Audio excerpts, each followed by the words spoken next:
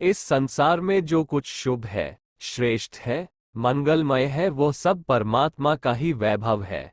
गीता में अपनी विभूतियों का वर्णन करते हुए बताया है कि जो कुछ इस संसार में श्रेष्ठ दिखाई पड़ता है उसे भगवान की ही विभूति जानना चाहिए। परमात्मा के जितने ही समीप पहुँचते हैं उतनी ही श्रेष्ठताएं हमारे अंतःकरण में उपजती तथा बढ़ती हैं।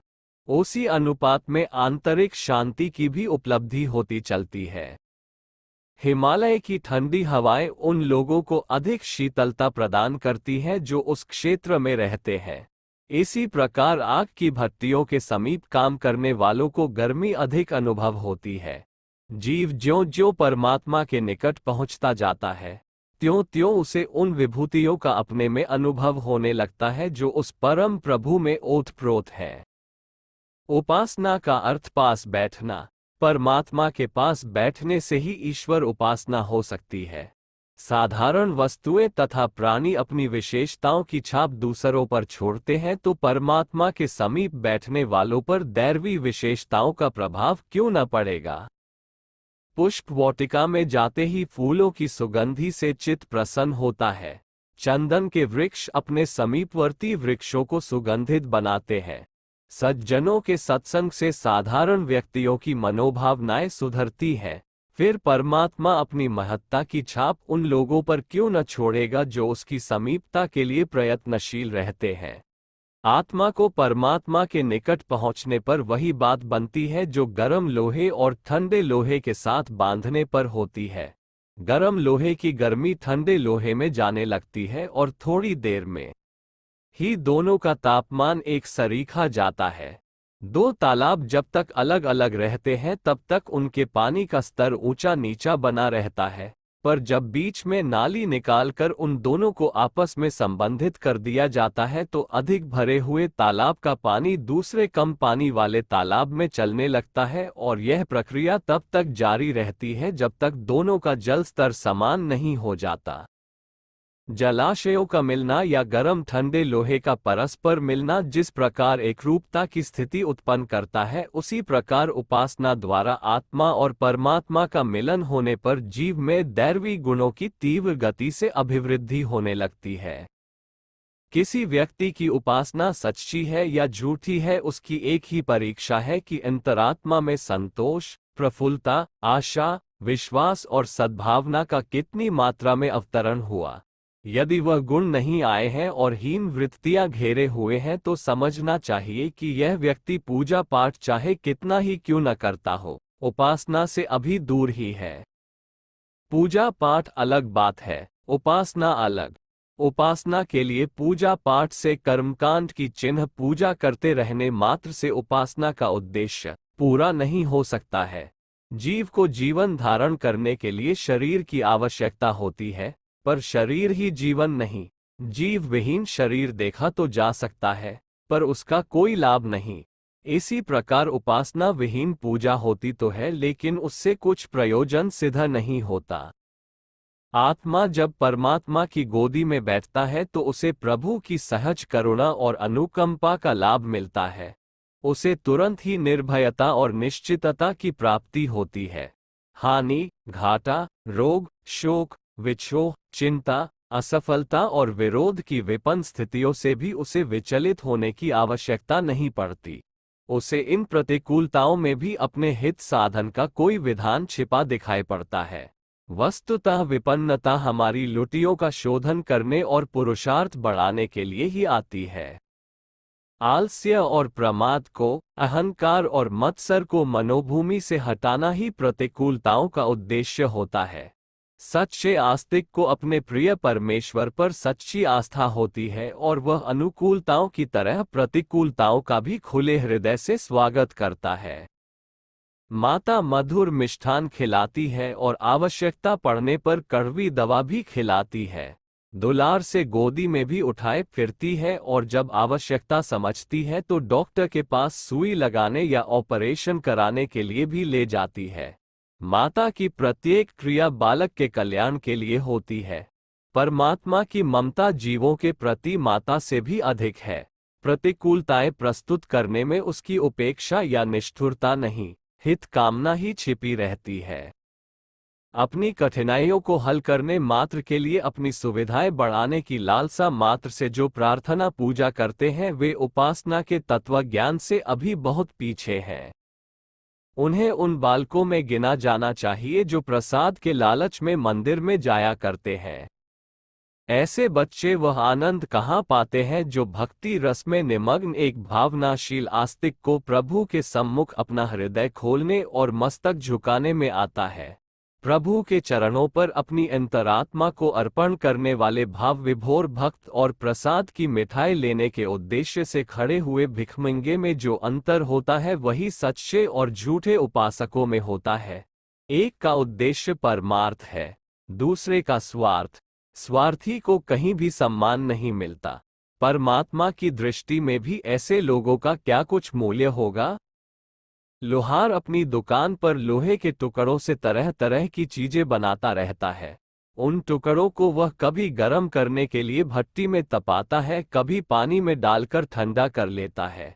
इस विसंगति को देखकर कोई भोला मनुष्य असमंजस में पड़ सकता है कि लोहार ने इस दुमुही प्रक्रिया को क्यों अपना रखा है, पर वह कारीगर जानता है कि लोहे के टुकड़े को बढ़िया उपकरण की शक्ल में परिणत करने के लिए दोनों ही प्रकार की ठंडी और गर्म प्रणालियों का प्रयुक्त होना आवश्यक है। मनुष्य के जीवन में भी सुख दुख का धूप छाह का अपना अपना महत्व है।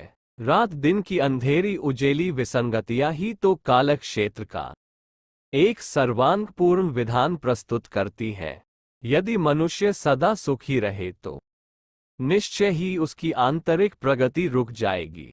जो झटके प्रगति के लिए आवश्यक है, उन्हें ही हम कष्ट कहते हैं। इन्हें सच्चा भक्त कड़वी औषधि की तरह ही शिरोधार्य करता है। सत्रपात का मरीज जैसे डॉक्टर को गाली देता है, वैसी भूल समझदार आस्तिक ईश्वर के प्रति नहीं कर सकता है। विपन्नता की स्थिति में धैर्य न छोड़ना, मानसिक संतुलन नष्ट न होने देना, आशा पुरुषार्थ को न छोड़ना आस्तिकता का प्रथम चिन्ह है। जिसे परमात्मा जैसी अनंत सत्ता के साथ बैठने का सौभाग्य प्राप्त है, वह किसी भी व्यक्ति या परिस्थिति से क्यों डरेगा, क्यों अधीर होगा, क्यों निराशा और कातरता प्रकट करेगा। धैर्य और साहस की अजस्त्र धारा उनके मनः क्षेत्र में उठती ही रहनी चाहिए। जो आस्तिक है, उसकी आशा कभी क्षीण नहीं हो सकती। वह केवल उज्ज्वल भविष्य पर ही विश्वास रखता है। अंधकार अनाम तत्व है। आत्मपरायण व्यक्ति के चारों ओर प्रकाश, केवल प्रकाश रहना चाहिए। उसे झुंझलाने और खिन्न होने की आवश्यकता क्यों पड़ेगी? आस्तिकता माने आत्मविश्वास। परमात्मा पर विश्वास करने वाले को अपना भविष्य सदा उज्ज्वल एवं प्रकाशमान दिखाई देगा। उपासना का दूसरा प्रतिफल है श्रेष्ठताओं में वृद्धि। चूंकि परमात्मा समस्त श्रेष्ठताओं का केंद्र है, उसका सानिध्य आत्मा को दिन दिन उत्कृष्ट बनाता चलता है। भक्त को अपना भगवान सब में दिखाई पड़ता है, इसलिए वह हर किसी की अच्छाइयां ही देखता है और उनकी चर्चा एवं विचारणा करते हुए अपने आनंद और दूसरों के सद्भाव को बढ़ाता है। निंदा और ईर्ष्या असुरता के दो प्रधान अस्त्र हैं। इनका प्रयोग उसी पर किया जा सकता है जिनके प्रति परायेपन का, शत्रुता का भाव रहे। जब सब अपने हैं तो अपनों की निंदा कैसी, अपनों से ईर्ष्या कैसी? बुराई को तोड़ने के लिए नहीं, अच्छाई को बढ़ाने के लिए उसके प्रयत्न होते हैं। अच्छाई को बढ़ाना ही वस्तुतः बुराई को तोड़ना है। बुराई तोड़ दी जाए और उसके स्थान पर अच्छाई की स्थापना न हो तो टूटी हुई बुराई फिर उपज आती है। आस्तिकता का दृष्टिकोण अच्छाई को बढ़ाना होता है, ताकि बुराई के लिए कोई गुंजाइश ही न रहे। वह सदा अच्छाई की ही चर्चा करेगा। प्रेम से दुष्टता को परास्त करेगा। दुष्टता करके प्रेम के अंकुरों को जला देना असज्जनों का काम है। आस्तिक असज्जन नहीं हो सकता। प्रेम, करुणा, आत्मीयता और सौजन्य की अजस्त्र धाराएं परमात्मा से प्रवाहित होती रहती है। प्राणी मात्र का पोषण, संरक्षण एवं संवर्धन इन्हीं विशेषताओं के द्वारा तो वह करता है। ऐसे प्रभु के समीप बैठने वाले में, उपासना करने वाले में यही विशेषताएं अवतरित होती है। अपने भाई बहनों के प्रति, प्राणी मात्र के प्रति अनंत करुणा और आत्मीयता की भावनाएं उपासक के अंतःकरण में उद्भूत होती है। उनको चरितार्थ करके वह अपने जीवन को यशस्वी बनाता है और मन क्षेत्र में धारण किए रहकर अनंत शांति का अनुभव करता है।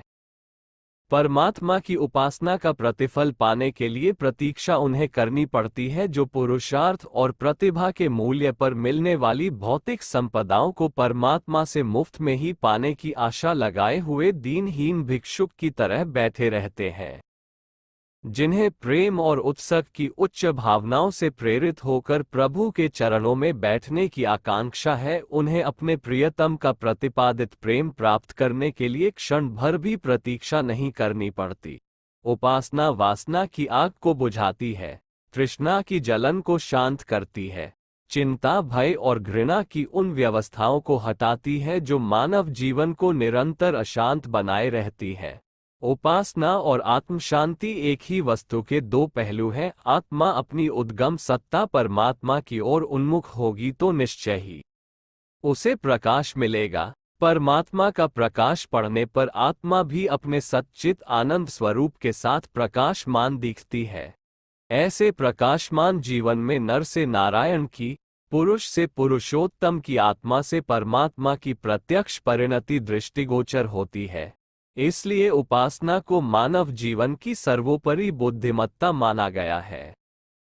उपासना का विश्लेषण उपासना का स्वरूप ईश्वर का नाम जप, ध्यान, पूजन, दर्शन, स्तवन, कीर्तन आदि के विधि विधानों के साथ सामने आता है। इस अर्चा विधान में जो समय लगता है उसमें हमारी भावनात्मक चेतना ईश्वर को स्मरण करने, उसकी समीपता अनुभव करने में लगी रहती है।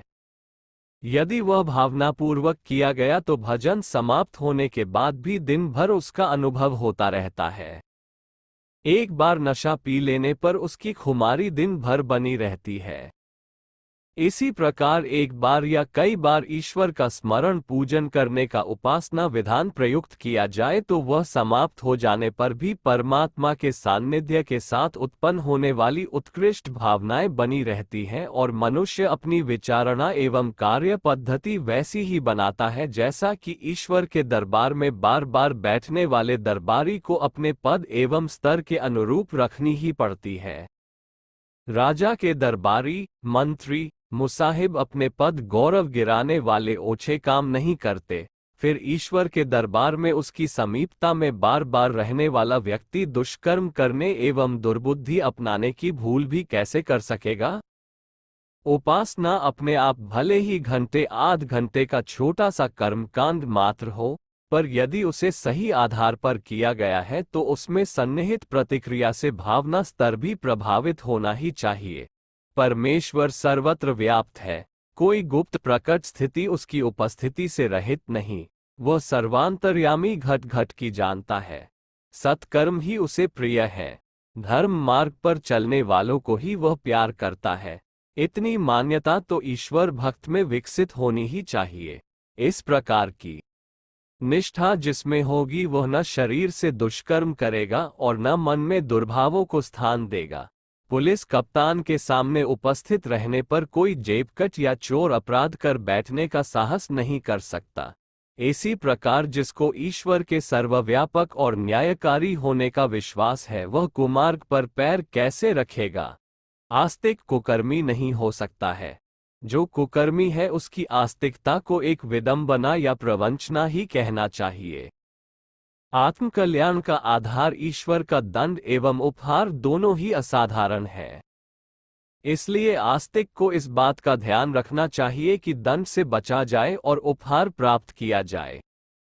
ये प्रयोजन छुटपुट पूजा अर्चना, जब ध्यान से पूरा नहीं हो सकता। भावनाओं और क्रियाओं को उत्कृष्टता के ढांचे में ढालने से ही यह प्रयोजन पूरा होता है। न्यायनिष्ठ जज की तरह ईश्वर किसी के साथ पक्षपात नहीं करता। स्तवन अर्चन करके उसे उसके नियम विधान से विचलित नहीं किया जा सकता है। अपना पूजन स्मरण या गुणगान करने वाले के साथ यदि वह पक्षपात करने लगे तो उसकी न्याय व्यवस्था का कोई मूल्य न रहेगा, तो फिर सृष्टि की सारी व्यवस्था ही गड़बड़ा जाएगी। सबको अनुशासन में रखने वाला परमेश्वर स्वयं भी नियम व्यवस्था में बंधा है। यदि वह उच्छृंखलता और अव्यवस्था बरतेगा तो फिर उसकी सृष्टि में पूरी तरह अंधेर खाटा फैल जाएगा। फिर कोई उसे न तो न्यायकारी कहेगा और न समदर्शी। तब उसे खुशामदी या रिश्वतखोर नाम से पुकारा जाने लगेगा। जो चापलूसी की स्तुति कर दे उससे प्रसन्न, जो पुरुष नैवेद्य भेंट करे इसी जाल जंजाल में उसे फंसाने का प्रयत्न करेगा। तब कठोर कर्म की जीवन साधना को संयम सदाचार की और तप परमार्थ की कष्टसाध्य प्रक्रिया को अपनाना भला कोई क्यों पसंद करेगा? हमें आस्तिकता एवं उपासना का वास्तविक उद्देश्य समझना चाहिए। भगवान को हम सर्वव्यापक एवं न्यायकारी समझकर गुप्त या प्रकट रूप से अनीति अपनाने का कभी भी कहीं भी साहस न करें। ईश्वर के दंड से डरें। वो भक्त वत्सल ही नहीं भयानक रुद्र भी है। उसका रौद्र रूप ईश्वरीय दंड से दंडित असंख्यों रुग्ण, अशक्त, मूक, बधिर, अंध, अपंग, कारावास एवं अस्पतालों में पड़े हुए कष्टों से कराहते हुए लोगों की दयनीय दशा को देखकर सहज ही समझा जा सकता है। ये स्वरूप भुला नहीं देना चाहिए। केवल वंशी बजाने वाले और रास रचाने वाले ईश्वर का ही ध्यान न रखें। उसका त्रिशूलधारी भी एक रूप है जो असुरता में निमग्न दुरात्माओं का नृशंस दमन मर्दन भी करता है। ये भी हमारी चेतना पर चित्रित रहना चाहिए। जहां वह भक्तों को प्रेमोपहार प्रदान करता है, वहां वह अभक्तों का, अनीति पथ के अनुगामियों का बुरी तरह उच्छेदन भी करता है। उसके दंड में जीव को ऐसी चीत्कार करनी पड़ती है कि एक क्षण के लिए उसे कड़ा ऑपरेशन करने वाले डॉक्टर की तरह नृशंस भी कहना पड़ता है।